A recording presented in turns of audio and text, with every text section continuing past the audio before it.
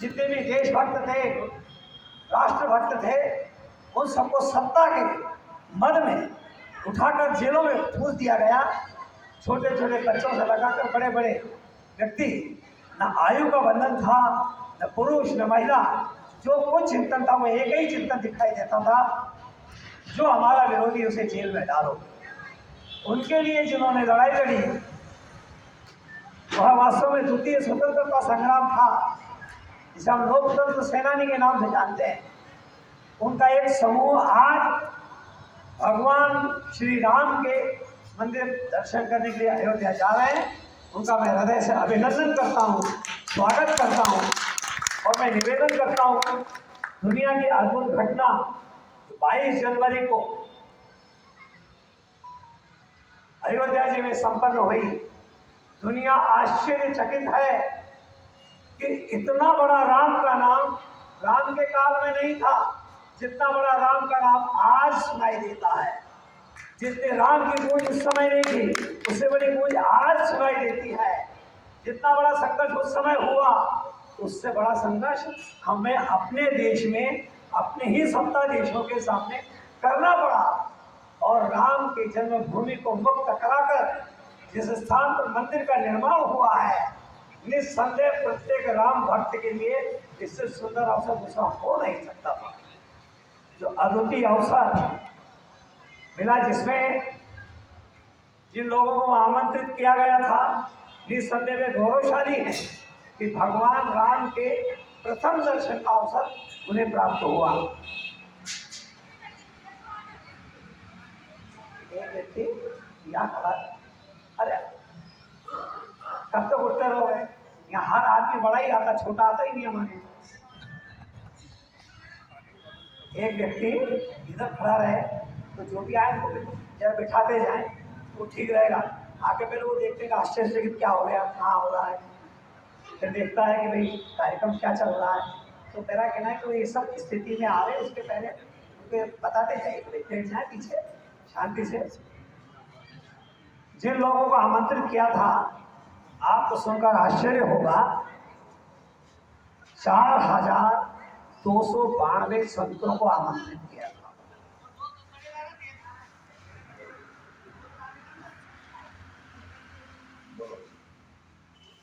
एक गाड़ी ये गेट पे खड़ी हुई है, इसमें पूरा जाम लगा हुआ है। MP09CY9153।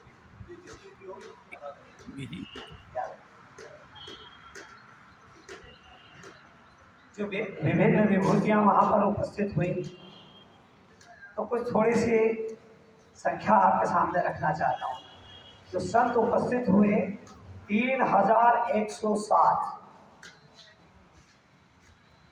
इसमें साधवियां उपस्थित हुई 205, युवा संत उपस्थित हुए 654, कथावाचक उपस्थित हुए 101, और जनजातीय संत वहां पहुंचे 45। आपको सुनकर आनंद होगा, हिंदू समाज के जो विभिन्न संप्रदाय हैं, उसमें से 167 संप्रदायों के प्रतिनिधि वहां उपस्थित थे।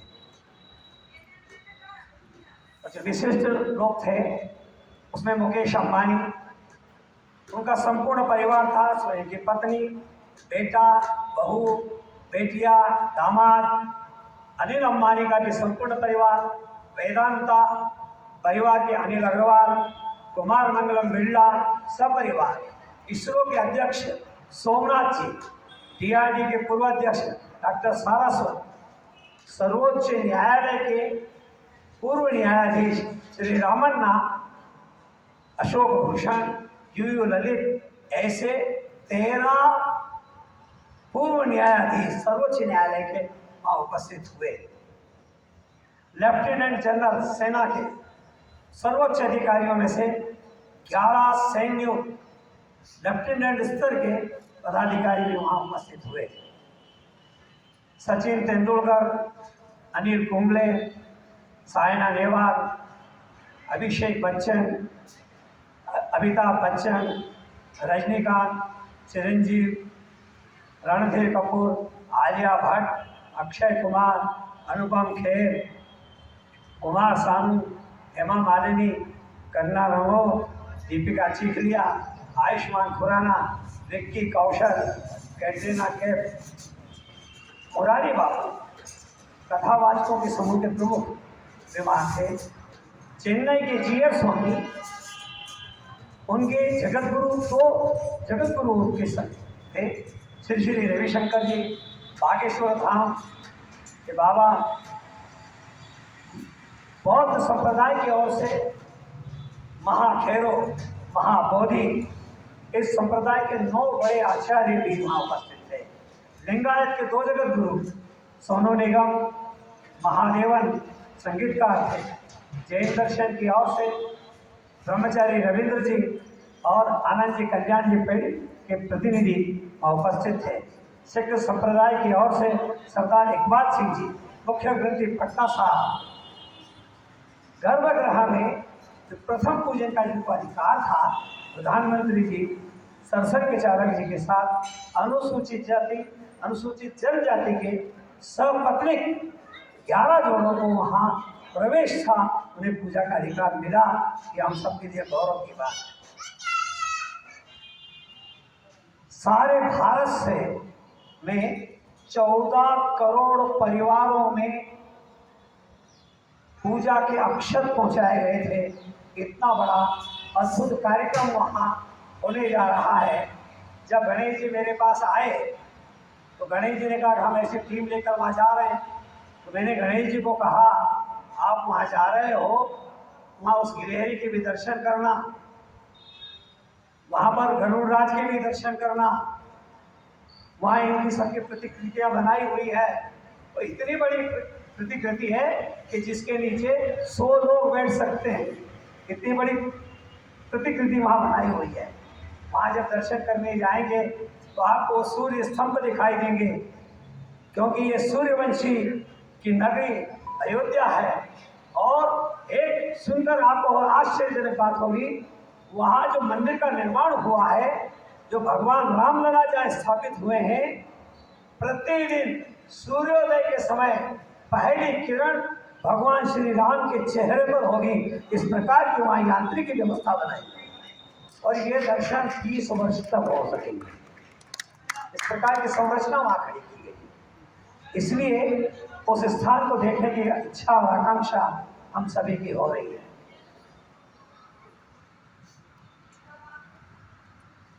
मित्रों, हम सब जानते हैं कि मुझे ये बताया गया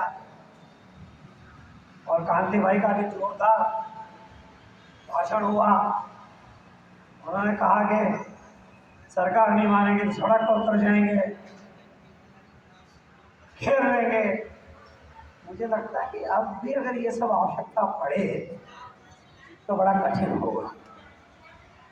जो वहाँ बैठे उन पर भी विश्वास करो, वो भी अपने ही हैं, अपने बीच में से गए हैं, अपने साथ कबड्डी खेलने वाले ही वहाँ पहुँचे हैं। अविश्वास क्यों करते हैं उन पर? हाँ, इसका जो दूसरा पक्ष है समाज जागरण। समाज की मानसिकता है या नहीं, समाज जागृत है या नहीं, समाज चाहता है या नहीं चाहता है कि समान नागरिक संहिता भारत के अंदर निर्माण होना चाहिए। इसका चिंतन करना पड़ेगा और इसलिए इसकी व्यवस्था केंद्र सरकार नहीं करेगी। पहले प्रत्येक राज्य सरकारों को अपनी यहाँ पर समान नागरिक संहिता का कानून बनाना पड़ेगा, तब जाकर आगे की बात संभव हो पाएगी। क्योंकि उसकी जो तकनीकी कठिनाइयाँ हैं उसकी चर्चा मैं इतने तो नहीं कर पाऊंगा आगे में, पर रिलीज में थोड़ा उल्लेख होगा।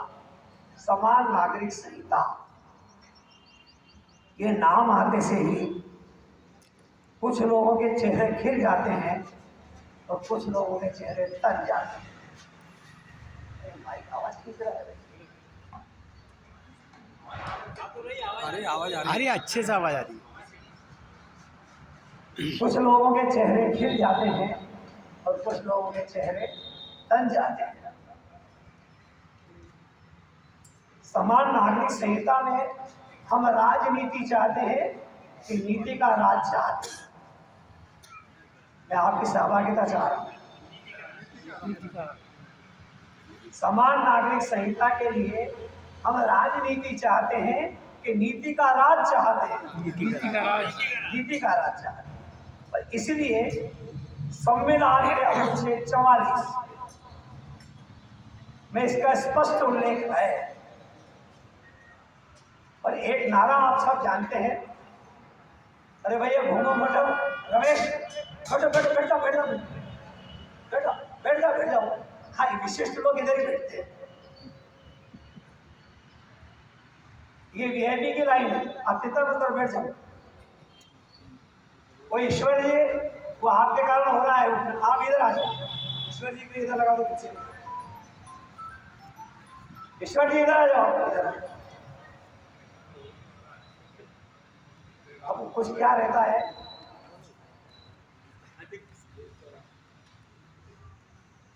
लेकिन आप इधर बैठोगे तो मैं आपको देख नहीं पाऊंगा। ऐसे बैठो तो मैं आपका चेहरा देख सकता हूं। थोड़े और इधर सर जाइए और थोड़े ऐसे आ जाए सुरेश जी, और आप लोग तो सामने आ सकते हो सुरेश जी।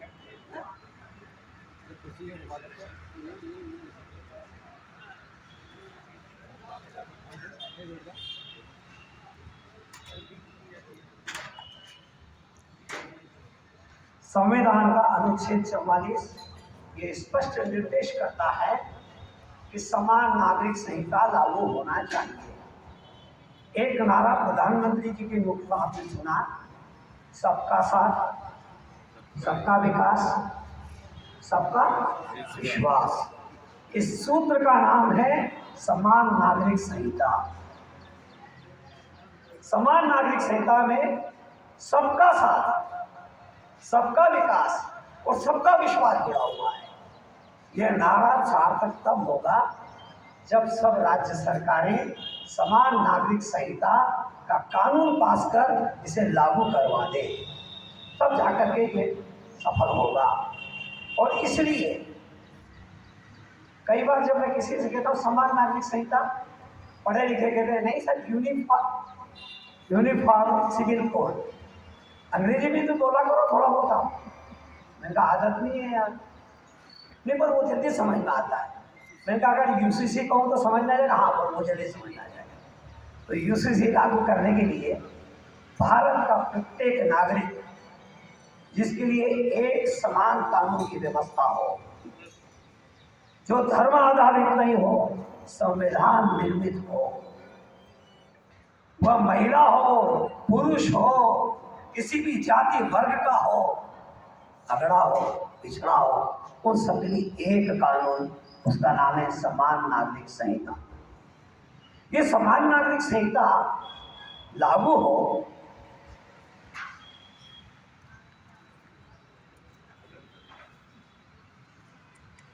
अगर ये शुक्रवार का दिन होता तो कैसे बीच में पानी आ जाता क्या? एक घंटे में पानी भी आ जाएगा, पेशाब भी आ जाएगा। फिर दोस्त के पास ही बैठूं, मैं आपको बताऊं मेरे भाषण के बाद ही भोजन बनेगा, उसके पहले अभी भोजन नहीं बनेगा। कितना मतलब समान नागरिक संहिता के लिए सर्वोच्च न्यायालय 1985, 1995, 2003, 2019 स्पष्ट निर्देश दिया, केंद्र सरकार समान नागरिक संहिता लागू करे। क्यों? क्योंकि हमें निर्णय लेने में कठिनाइयां आती हैं। उच्च न्यायालय निर्णय देने में कठिनाइयां आती हैं। समाज को समाज उचित न्याय नहीं मिल पा रहा है। इसी बात को ध्यान में रखते हुए संयुक्त राष्ट्र संघ ने 2000 में भारत सरकार को आग्रह किया, क्या करना, आप झट बोलो, अगर मैं पुराना मास्टर हूं, मेरी क्लास में लड़का पीछे मुड़ के भी नहीं देख सकता। संयुक्त राष्ट्र संघ ने केंद्र सरकार भारत को आग्रह किया कि आप शीघ्र ये सब भेदों से ऊपर उठकर प्रत्येक को न्याय प्राप्त हो, इसलिए समान नागरिक कानून बनाएं, जिसमें किसी पंथ का चिंतन न हो, पंथ के चिंतन की आवश्यकता न पड़े। इस बात को ध्यान में रखते हुए ये कानून बनाना चाहिए। पर जैसे कानून की बात आती और वैसे ही एकदम समस्या खड़ी हो जाती है, भाई क्यों बनाना, किस लिए बनाना, हमारे जो अधिकार हैं उसमें हस्तक्षेप नहीं होना चाहिए, हमें जो अधिकार दिया है उसमें हस्तक्षेप नहीं होना चाहिए, इसकी बात उठने लगती है।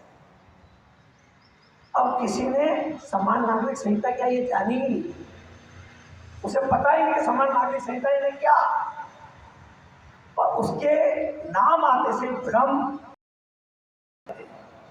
तब मुझे एक कहानी याद आ रही। एक किसान था, उसकी 3 पुत्रियां थी, उन्हें पहली बेटी का विवाह किया, बहुत आनंद से विदा किया, बहुत प्रसन्न थे, बेटी बहुत अच्छे घर में अच्छे गांव में गई है। तो 1 वर्ष के बाद समाचार मिला, आपकी बेटी को 5 पुत्र हुए हैं। नाना उछल रहे, मेरी बेटी को 5 पुत्र एक साथ, वाह आनंद आ गया, दोहितों का नाना बन गया। कुछ समय के पश्चात दूसरी बेटी, साल भर बाद वहां से भी समाचार आया, आपकी बेटी को 10 पुत्र हुए हैं। 2 बेटी और मैं 15। बहुत आनंद की बात है, जीवन में ऐसा प्रसंग तो कभी बहुत कम लोगों को आता है। 2 बेटी और 15 बच्चों का नाना, सुखद आनंद, कितना सुखद समाचार है। दोपहर में वो खेत पर गया था, रोटी खाई, नीम की पेड़ की छाया में वो लेटा हुआ था, उसके मन में विचार आने लगा, ये चक्कर क्या है। तब ध्यान में आया कि जो पहली बेटी का विवाह किया था उस गांव 10 बाहुपुर, अच्छा 10 बाहुपुर है, इसलिए 5 बच्चे हुए, उसे 10 हाथ, 10 बाहुपुर। दूसरी बेटी का विवाह किया, उस गांव का नाम है 20 बाहुपुर, उसको 10 बच्चे देता हूं। तीसरी,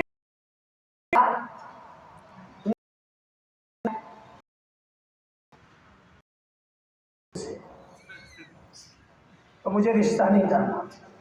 क्या हो गया, बोले नहीं करना रिश्ता, मैं अपनी बेटी का रिश्ता नहीं करना चाहता।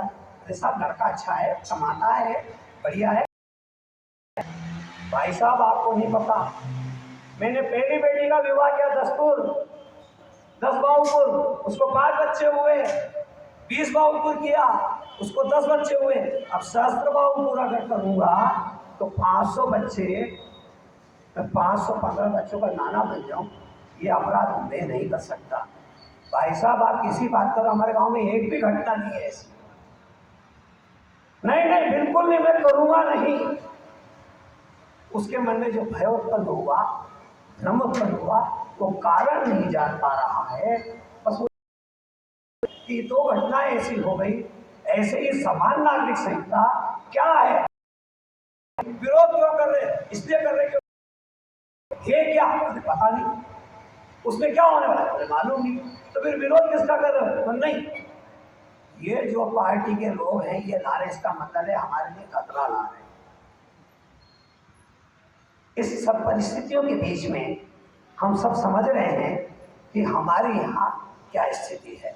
हम जब कानून की बात करते हैं, संविधान की बात करते हैं, तो करते हैं, हम जब संविधान की बात करते हैं तो बाइबल की बात करते हैं, हम जब इनकी बात करते हैं तो अपने धर्म ग्रंथों की बात करते हैं। इसलिए इसका भी चिंतन हमको करना चाहिए।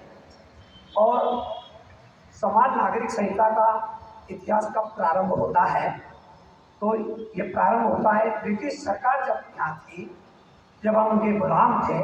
1835 में उन्होंने एक रिपोर्ट प्रकाशित की और उसमें उन्होंने कहा कि हिंदुस्तान में जो कानून हैं उनमें जो विसंगतियाँ हैं, उन कई प्रकार के कानून हैं, उनको जोड़कर एक कानून की संहिता बनाई जाना चाहिए।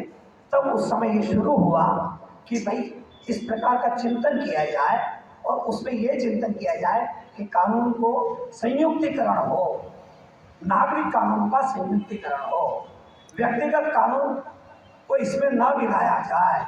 इस बात को ध्यान में रखकर उन्होंने ये प्रयत्न किया गया और 1941 में इन्हें सबको संहिताबद्ध किया गया, सूचीबद्ध किया गया, इसे प्रस्तुत किया गया और इसमें हिंदू कानून में महिलाओं को समानता का अधिकार दिया गया। तब भी मुस्लिम समाज में ये भ्रम फैलाया गया कि ये हमारे विरुद्ध है, और उस समय की सत्ता थी उसने भी आग लगाई कि तुम्हारे खिलाफ विरोध करो। उनसे पूछा कि क्या है, मुझे तो मालूम नहीं क्या है, ये पता नहीं, पर ये ला रहे हैं इसका मतलब गड़बड़ है, इसका इसलिए विरोध करना चाहिए। और इसलिए रीति रिवाज जिनके कारण जो कठिनाई आ रही थी, इसका चिंतन उनके सामने रखने का प्रयत्न किया गया, परंतु फिर वे माने नहीं। और इसलिए भय और भ्रम का वातावरण अभी तक चला आ रहा है। कैसा वातावरण बना कि मुसलमानों को लगा हिंदू मंदिर जाता है, समान नागरिक संहिता आ जाएगी तो हमको भी मंदिर जाना पड़ेगा। हिंदू चोटी रखता है, हमको भी चोटी रखना पड़ेगी। हिंदू जनेऊ पहनता है, हमको भी जनेऊ पहनना पड़ेगी। हिंदू तिलक लगाता है, हमको भी तिलक लगाना पड़ेगा। हिंदू की शादी अग्नि के फेरे से होती है, वो निकाह नहीं होगा, अग्नि फेरे से हमारी शादी होगी। और शव यात्रा, दफन नहीं होगा, अग्नि संस्कार होगा। इस प्रकार की भ्रम फैलाए गए और इसके कारण वह समाज भ्रमित रहा। उसका परिणाम क्या हुआ? राजनीतिक दलों ने तो विरोध किया ही, इनके माध्यम से प्रखरता के साथ विरोध होना शुरू हुआ।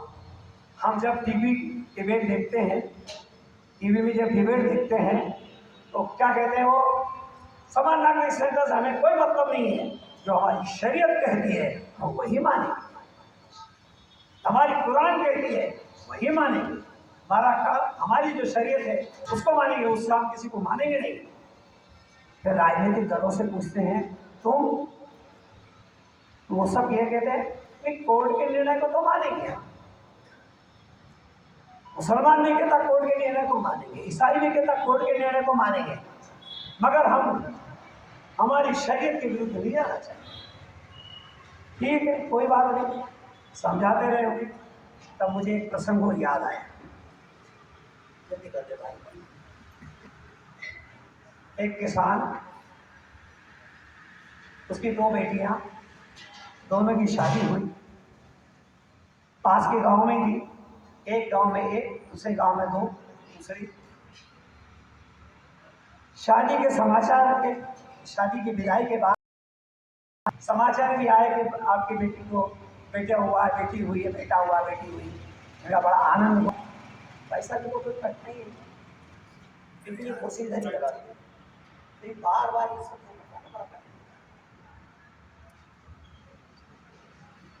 जब दोनों बेटियां सुखी समाचार उस किसान को मिलते रहे, एक दिन मन में विचार आया कि बेटी से मिल आना चाहिए। घर से कुछ सामान वगैरह लेकर निकला, घर पहुंचा। तुम आनंद में हो? अरे पिताजी मैं बहुत आनंद। तुम सुखी हो और कोई कष्ट तो नहीं? कष्ट ऐसा तो नहीं है, पर एक कष्ट है। बोले क्या है? हमने खेत में ककड़ी और भुट्टे बोए हुए, पिछले 20 दिन से पानी नहीं गिर रहा। अगर पानी 2-3 दिन में नहीं गिरा तो ये मक्का सूख जाएगी, ककड़ी सूख जाएगी। आप भगवान से प्रार्थना करो ऐसी वर्षा कर दे, खेत लबालब भर जाए, भुट्टे भी अच्छे हो, ककड़ी भी अच्छी हो, और मेरे वर्ष भर का अनाज घर में आ जाए, थोड़ा पैसा भी आ जाए, वर्ष भर का मेरा संचालन ठीक से हो सके। बेटी जरूर करूँगा प्रार्थना, तो चिंता मत कर। दूसरे दिन वो दूसरे गांव गए, वहाँ दूसरी बेटी थी। उनसे पूछा बेटी तुम सुखी हो? पिताजी आपका आशीर्वाद है, कुशल मंगल है, और परिवार में सब ठीक है? फिर हाँ ठीक है। आर्थिक सब व्यवस्था ठीक है? हाँ ठीक है। तो एक कष्ट है। बोले क्या है? आपके दामाद ने मटके बनाए हुए हैं, सुराइयाँ बनाई हुई हैं, उनको धूप में रख दिया है तो ये बादल मंडरा रहे हैं, अगर पानी गिर गया तो मटके सुराई सब गल जाएंगे, साल भर क्या खाएंगे। एक 3 दिन पानी नहीं गिरे तो हम कल आग में इनको पका लेंगे, तो कितना भी पानी गिरे तो कोई तकलीफ नहीं। अब किसान की मुश्किल है कि हे भगवान पानी गिरा दे, इसके मटके गल जाए। अगर के पानी मत गिरा उसके कपड़े मुट्ठे सूख जाए। जो स्थिति उस किसान की है, प्रार्थना करे या ना करे, करे तो क्या करे, वैसी दशा इस देश के राजनीतिज्ञों की हुई। अगर वो कहे तो वोटों की खेती सूख जाएगी, मुसलमान का वोट नहीं मिलेगा।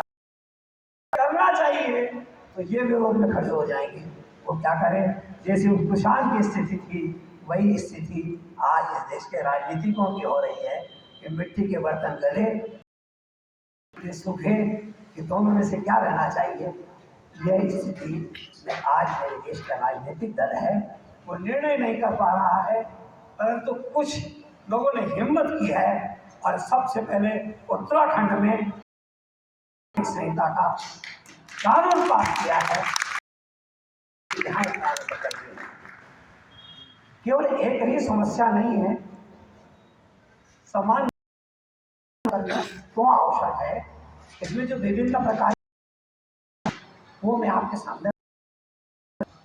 मुसलमानों में संपत्ति का जो बंटवारा होता है उसके लिए हिबा का कानून है। हिबा, उस हिबा में क्या होता है, पिता संपत्ति का बंटवारा को बेटी को नहीं है, पर अपनी आंखों के सामने ही वो अलग अलग हिस्सा देकर उनको अलग कर देता है।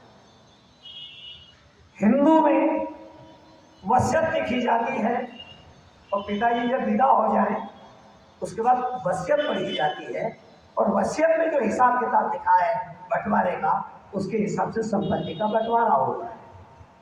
हजारों मुकदमे इस समय न्यायालय में के बंटवारे के कुछ घटनाएं ऐसी भी हैं कि छोटा भाई बड़ा भाई अलग अलग, पिताजी की मृत्यु हो गई, बड़ा भाई छाती कूट रहा है, पिताजी चले गए, छोटा भाई अंदर गया, जेब में से स्टैम्प का वो निकाला और कागज पे 4 से अंगूठे चिपका दिए, बाहर आए, वह दूसरी वसीयत बना ली, कोर्ट में पेश कर दी। वो मेरे को पिताजी ने लिखी है, बोले मेरे को पिताजी ने लिखी है, लेकिन इस पर भी अंगूठा लगा है, इस पर भी अंगूठा लगा है। अब न्यायालय निर्णय क्या करे।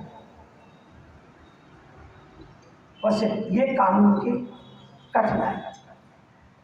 ईसाइयों का कानून क्या है, पादरी जो होता है अपनी संपत्ति, अपनी वसीयत अपनी मृत्यु के 6 माह पूर्व लिखता है। अपनी मृत्यु के 6 माह पूर्व के 6 माह के पश्चात मेरी मृत्यु हो जाएगी, उस समय मेरी संपत्ति का बंटवारा इस प्रकार होगा, मेरी संपत्ति का मालिक अमुक होगा। मुझे बताओ आप, 1 जुलाई को और 31 दिसंबर को मैं चला जाऊंगा। ऐसा कौन भाग्यवान है जिसको ये पता है, जो पहले वसीयत देखते और फिर वो नहीं जाए तो उसके पहले चला जाए। तो इस प्रकार के धार्मिक कानून बने हुए हैं। ये विसंगतियां कोर्ट के सामने, हिंदू लड़के ने शादी कर ली, अब संपत्ति के विभाजन में क्या होता है, हिंदू लड़के से शादी कर ली तो मुस्लिम उसे पिता की संपत्ति में अधिकार नहीं है, तो जो पति का अधिकार मिलेगा बंटवारे में वो उसका अधिकार होगा। मगर हिंदू लड़की ने किसी मुसलमान लड़के से शादी कर ली तो लड़की को पिता की संपत्ति में अधिकार है, इसलिए वहां से एक हिस्सा अपना वो लेगी और पति का जो हिस्सा है यानी वो 1.5 हिस्से की मालिक होगी शादी की मुसलमान से। यानी इस प्रकार के जो कानून की पेचीदगियां हैं, इसको भी एक से अधिक अगर विवाह करना हो तो हिंदू कोड बिल में मना है। आप कैसे शादी कर रहे हैं दूसरी? और आप सबको पता है हेमा मालिनी ने धर्मेंद्र से शादी की तो उसे इस्लाम ग्रहण करना पड़ा और AR रहमान नाम रखना पड़ा, तब जाकर उसकी दूसरी शादी हुई। और ठीक है कि उन्होंने नाम नहीं बदले, अभी कोई उस नाम से चलते हैं भी नहीं, क्योंकि हम सब जानते हैं इस प्रकार की जो समस्याएं, इस संपत्ति का विभाजन किस प्रकार से हो, ऐसी समस्या। दूसरा, बहुपत्नी प्रथा। एक इसी धरती पे इसने जन्म लिया है, वो एक ही विवाह कर सकता है, और एक व्यक्ति है जो 4 पत्नियां कर सकता है। एक व्यक्ति है जिसको परिवार नियोजन के अनुसार 2 से अधिक बच्चे पैदा नहीं कर सकता, और एक व्यक्ति है जो 4 पत्नियां करता है और ढेर सारे बच्चे पैदा करता है, उसे रोकता नहीं कोई भी। ये समस्याएं खड़ी होती हैं। इसका क्या किया जाए? आप सब लोगों को पता होगा कि पूर्व की सरकार ने मध्य प्रदेश के अंदर कानून बनाया था कि कोई भी सरपंच होगा, पंच होगा, 2 से अगर अधिक बच्चे हैं वो सरपंच और पंच नहीं बन सकता। बाबूलाल गौर की सरकार ने उस कानून को हटा दिया, क्योंकि उसकी गंभीरता, उसकी जो कठिनाइयां हैं उसको हम समझ नहीं पा रहे हैं। इसलिए समान नागरिक संहिता हमें सारे रास्ते खोलने के लिए आवश्यक है। इतना ही नहीं, तो जब मुस्लिम लड़की का विवाह हो गया, कभी भी उसकी इच्छा हुई, वो खड़ा हुआ, उन्हें तलाक तलाक तलाक, चाय गर्म नहीं तो तलाक, पानी गर्म नहीं किया तो तलाक, रोटी देर से रखी तो तलाक, रोटी गर्म जली हुई रखी तो तलाक, मैं आया तो तू जगी हुई क्यों नहीं थी, इस पर तलाक। अरे मनुष्य है कि कैसा हो रहा है? वो भी तुम्हारे जैसी है सर, जीवन शक्ति है, कैसा व्यवहार करो? और 3 शब्द में तलाक तलाक तलाक, ऐसी समस्याएं जाकर खड़ी होती हैं। तब ध्यान में आता है, जब उसको तलाक हो जाता है, प्रश्न आता है इज्जत भरण पोषण का। वहां नहीं, वहां शादी के समय जो मेहर दी जाती है, उस मेहर के अनुसार ही चांदी के 300 सिक्के देने की प्रथा थी। अब सिक्के ही बंद हो गए, अब कौन देगा 300 चांदी के सिक्के? आप सबको पता है इंदौर की थी शाहबानो, उसने कहा मुझे भरण पोषण भत्ता मिलना चाहिए। सर्वोच्च न्यायालय ने निर्णय दिया कि भरण पोषण भत्ता मिलना चाहिए, मान्यता के आधार पर इसके साथ व्यवहार होना चाहिए। राजीव गांधी के समय रात को संसद बुलाई गई और सर्वोच्च न्यायालय के इस निर्णय को बदल दिया गया।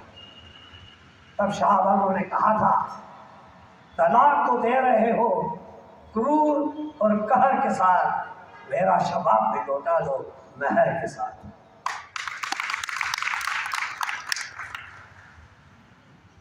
जब कोई मुस्लिम महिला, ये बहने जरा ढंग से सुन लें, जब मुस्लिम महिला को उसका पति तलाक दे देता है और फिर बाद में दोनों में समझौता हो जाए, तो वह पति अपनी पत्नी को अपने पास नहीं रख सकता।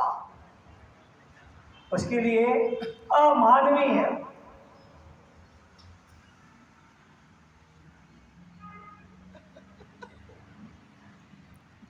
अमानवीय अत्याचार वह सहती है जो कल्पना से बहुत कठिन है। उस महिला को पहले हलाला करना पड़ता है, अर्थात पर पुरुष के साथ पहले निकाह होगा, फिर हलाला होगा, हम बिस्तर होगी, और फिर वह तलाक देगा, फिर अपने पति के पास पहुंचेगी।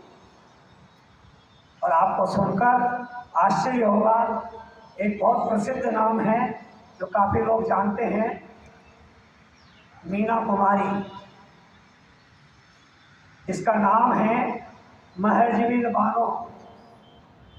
वह भी हलाला से ही वापस आई थी, बाली की पत्नी बनी थी। उसने ऑटोबायोग्राफी में लिखा है ये कौन सा कानून, ये कौन सा धर्म है जहाँ अमानवीय अत्याचार सहना पड़ता है, तब जाकर हम धर्म का पालन करते, ऐसा बताया जाता है। एक नाम और है मधुबाला, इसका नाम है मुमताज जहान। ये भी हवाला से ही वापस आई। ये जो अमानवीय कृत्य है उसको अगर कोई रोक सकता है, वह समान नागरिक संहिता ही रोक सकती है।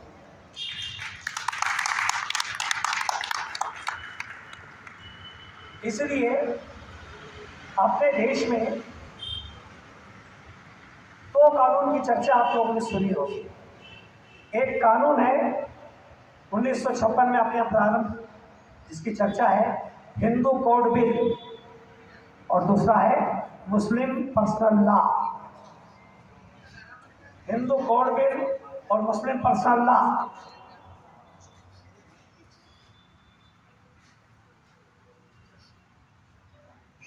जो नागरिक के कानून है उसमें दो विभाजन हुए। हिंदुओं के लिए नागरिक कानून हिंदू कोड बिल, और मुसलमानों के लिए मुस्लिम पर्सनल लॉ, उनका व्यक्तिगत कानून, दोनों के लिए व्यक्तिगत कानून, नागरिक कानून बनाए गए। मगर मुसलमानों ने और उस समय के सत्ताधीशों ने कुशलता की, नागरिक कानून तो दो मगर दंड संहिता का कानून एक।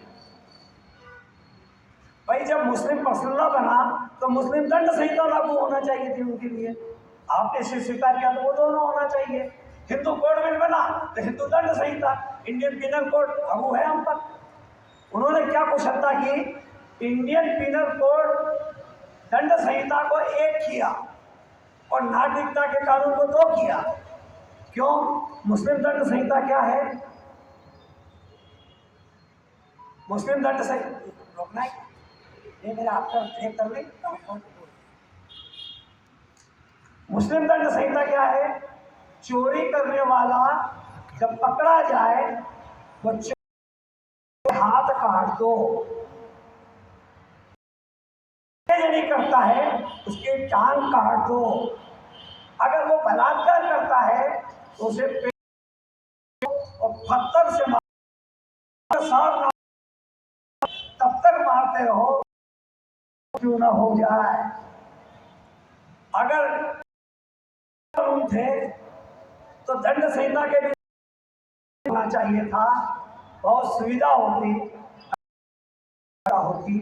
तो आपको पहचानने में कोई तकलीफ नहीं होती, कटा बटा दिखाई देता, आपको समझ में आया धर्म का मानने वाला है, ये पूर्ण ब्रह्म का विश्वासी, ये कौन से धर्म का मानने वाला है, आपके सामने साथ दिखाई देता। इतना ही नहीं, हिंदू मंदिरों पर टैक्स है, चलो तो ये सरकारी खजाने में जमा होती है। मस्जिद की आय होती, उनको कोई टैक्स नहीं चुकाना पड़ता है, और इसलिए इस स्थिति का सामना भी हम करते हैं। पेंशन में नौकरी पूरी हो गई, पेंशन जब तक वो जीवित रहा पुरुष लेता रहा, उसकी मृत्यु के पश्चात वो पेंशन का हिस्सा पत्नी को मिलता है। अब मियाँ जी हैं वो चल बसे, पेंशन आई तो 25% चारों को मिलेगी, 4 में तो 33% तीनों को मिलेगी, गई 2 रह गई तो 50% और वो तीसरी भी निपट गई, 1 रह गई तो 100 मिलेगी। औसत आयु अगर 70 पकड़ लें, पहली बीवी की आयु 60 साल, दूसरी की 50 साल, तीसरी की 40 साल, चौथी की 30 साल। अब विचार लगाइए, 60 साल वाले को 10 साल, 50 साल वाले को 40 साल वाले को 30 साल और 30 साल वाले को उसे 100 साल तक पेंशन मिलेगी, और हिंदू महिला को 10 से 15 साल मिलेगी। ये जो कानून की विसंगति है, दूर होना चाहिए या नहीं होना चाहिए?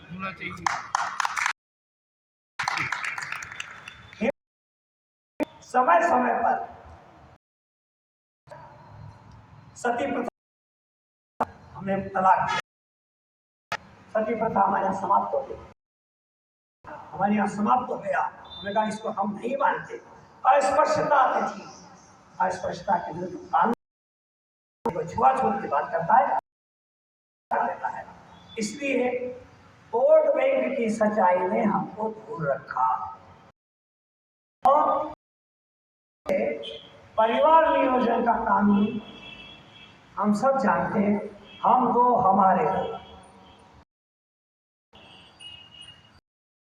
25 ये चालू है। ये जो इसका परिणाम है, भारत की जनसंख्या का संतुलन बिगड़ रहा है, असंतुलित जनसंख्या हो रही है। इतना ही नहीं, घुसपैठिया है भारत, 3.25 करोड़ घुसपैठिए भारत में है। तब मुझे एक प्रसंग याद आ रहा है। कृष्णानंद नाम का कथावाचक, बहुत प्रसिद्ध, बहुत श्रेष्ठ कथावाचक, जो भागवत कथा जो हजारों लोग उनको सुनने आते थे, कितने गजब के वक्ता थे। और रात्रि मैंने कहा आप घड़ी दिखा रहे हो, मैंने कहा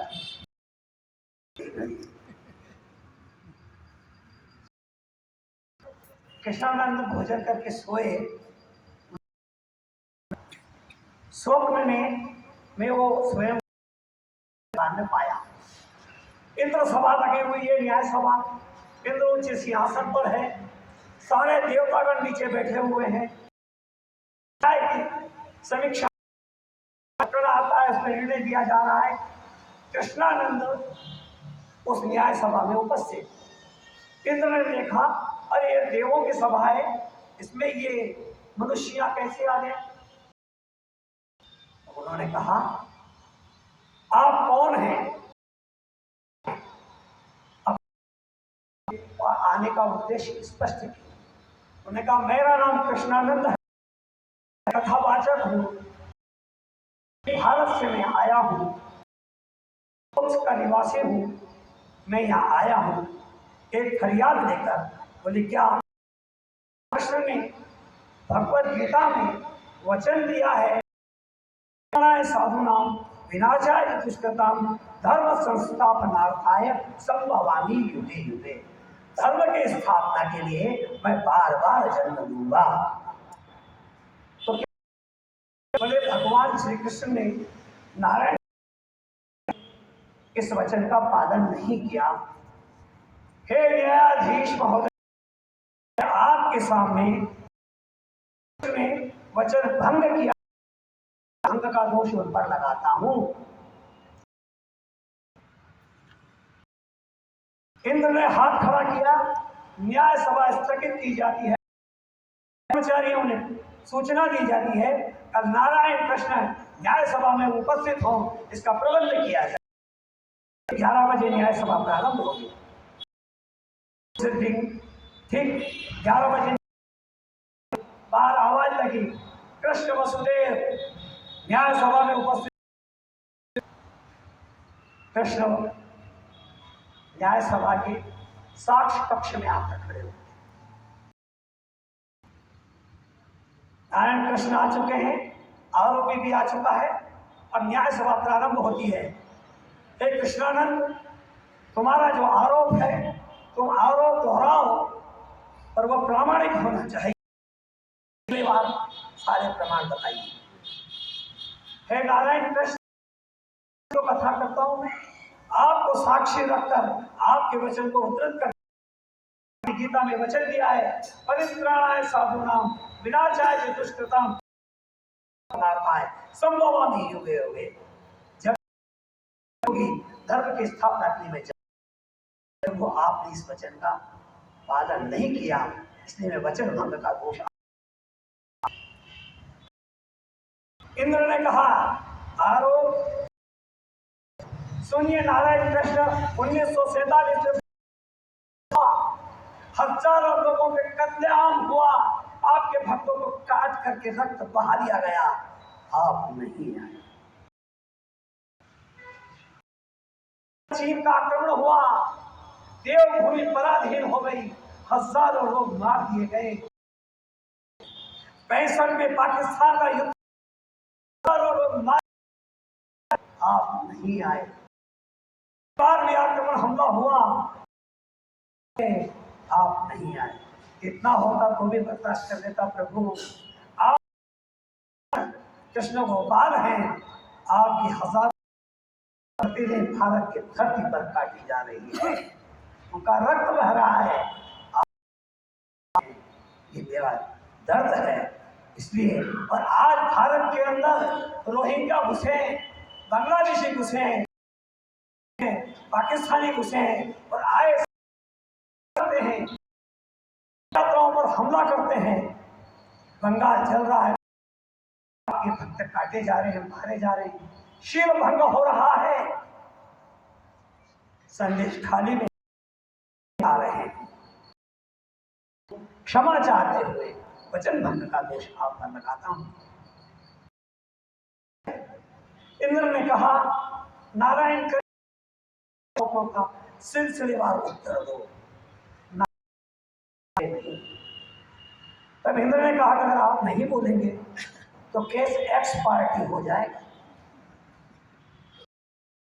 ने कहा, कृष्ण के हुए आरोप सत्य से प्रकट होते हैं,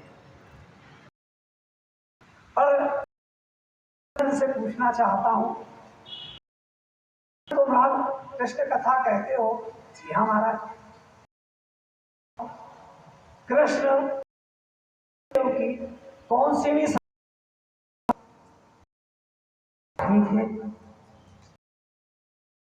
तुम जो कह रहे हो कि मैंने अवतार लेना